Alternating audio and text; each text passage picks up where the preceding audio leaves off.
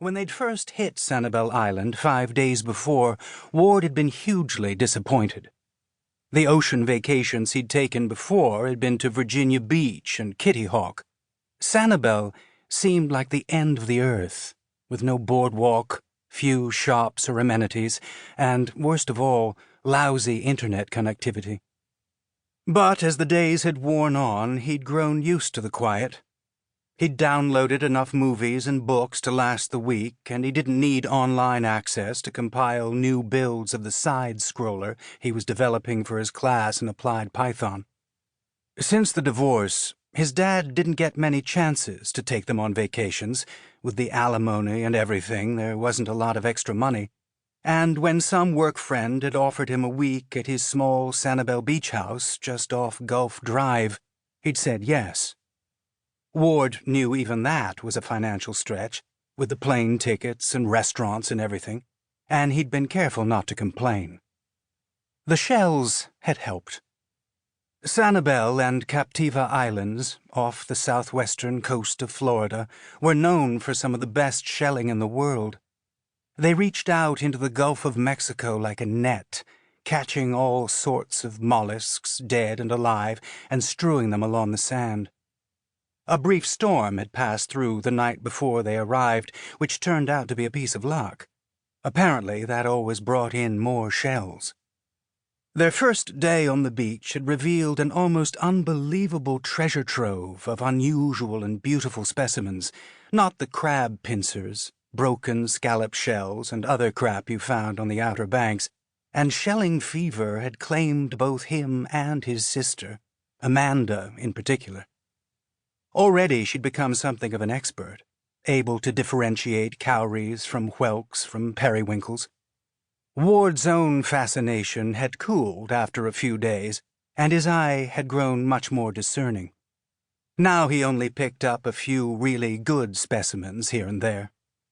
His father had limited them to 1 bag of shells each for the flight back, and Ward knew that tomorrow night's culling and Amanda's protests were going to be hell. The tide was coming in. The wind had picked up, and the surf was beating against the shore with a little more energy. A wave broke across Ward's feet, sending a spiral-shaped pink shell rolling and bouncing over his toes. As he picked it up, another sheller hustled up behind him. Bright colors in the shallow water drew them like flies, and peered over Ward's shoulder, breathing heavily. "Rose petal?" the man asked excitedly. Ward turned to look at him, maybe 50, overweight, with a Ranjan sun visor, cheap sunglasses, and arms sunburned from the elbows down. A tourist, of course, like everyone else around. The locals knew the best times for beachcombing, and Ward rarely saw them.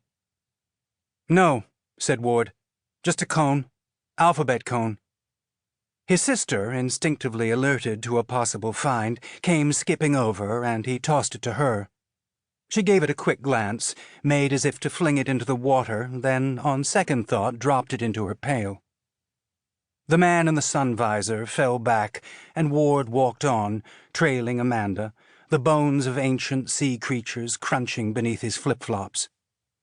Thoughts of packing up reminded him they'd be home the day after next, which meant resuming his life, finishing his junior year, then starting the grind of tests, essays, and college applications that would inevitably follow.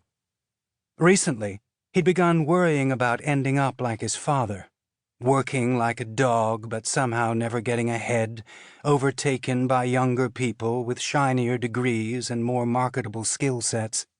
He didn't think he could stand that. Another wave broke over his feet, and he automatically corrected course, veering inland. Fresh shells went tumbling back with the undertow. An auger, a conch, another auger, yet another. He had already collected enough damn augers to last a lifetime. Another wave, heavier still, and he looked out to sea. The water was definitely getting rougher. That was probably a good thing. Tomorrow was their last full day, and maybe they'd get another storm that would bring in a bonanza like when they'd first arrived.